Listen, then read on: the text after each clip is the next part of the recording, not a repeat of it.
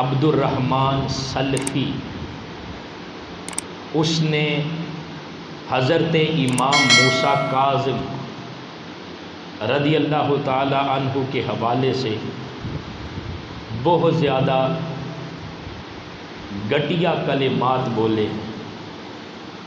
نعوذ باللہ۔ اور جو ائمہ اہل بیت اطہار ہیں ان کے حوالے سے اس نے اس طرح کے نعوذ باللہ نازیبا کلمات کہے ہیں کہ اگر ان کلمات کو میں زبان پر لانا چاہوں تو نہیں لا سکوں گا، یا یوں سمجھ لے کہ ان کلمات کو زبان پر لاتے ہوئے بھی جو کلیجہ ہے وہ منہ کو آتا ہے، یعنی اس قدر نازیبا کلمات اس نے کہے۔ لیکن اللہ کا شکر ہے کہ اللہ رب العزت نے ہمیں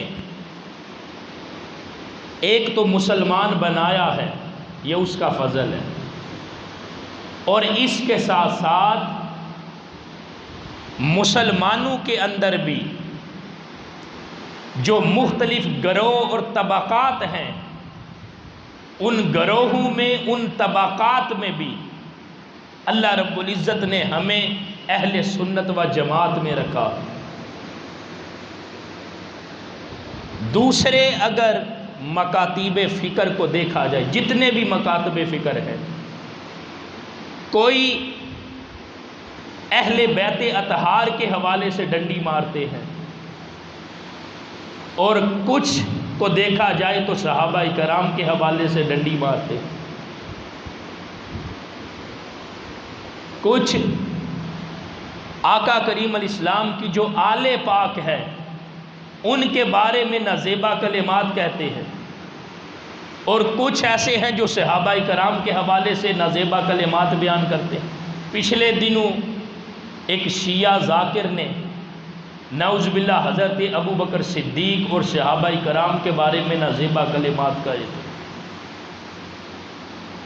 لیکن دوستان محترم، عرض کرنے کا مقصد یہ ہے کہ اللہ کا شکر ہے اور اللہ کا فضل ہے کہ اللہ پاک نے ہمیں جو حضور علیہ السلام کے صحابہ کرام ہیں، جن کے بارے میں میرے آقا نے فرمایا کہ اصحابی کالنجوم فبأیہم مقتدیتم اہتدیتم، فرمایا میرے صحابہ وہ ہیں ان میں سے جس کا تم دامن تھام لوگے اللہ پاک تمہیں ہدایت عطا کر دے گا۔ یہ تو اللہ کا فضل ہے کہ ہم حضور علیہ السلام کے جو صحابہ ہیں ان کا ادب کرنے والے ہیں، اور یہ ایمان اور عقیدہ رکھنے والے ہیں کہ جو ہر صحابی نبی ہے وہ جنتی ہے۔ اور دوسری طرف جو آقا کریم علیہ السلام کی آل پاک ہے، اہل بیت اطہار ہیں،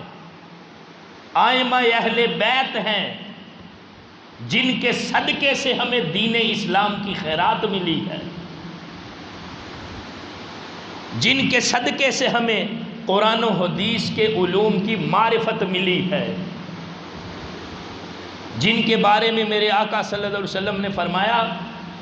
دو چیزیں اگر تھام لو تو تم کبھی گمراہ نہیں ہوں گے، ایک قرآن